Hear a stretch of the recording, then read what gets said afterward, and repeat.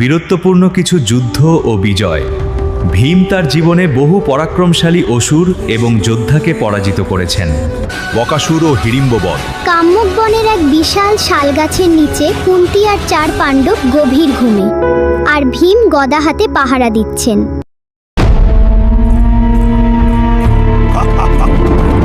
হিড়িম্বা, তোর অনেক সাহস দেখছি রে মানব। তুই জানিস না হিড়িম্বের হাতে কেউ বেঁচে ফেরে না। আমি বায়ুপুত্র ভীম।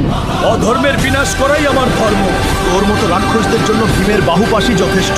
আজ বনবাসী আর মুনি ঋষিদের রক্তে ভেজাই মাটি তোর রক্ত দিয়েই শুদ্ধ হবে। যুদ্ধ শুরু।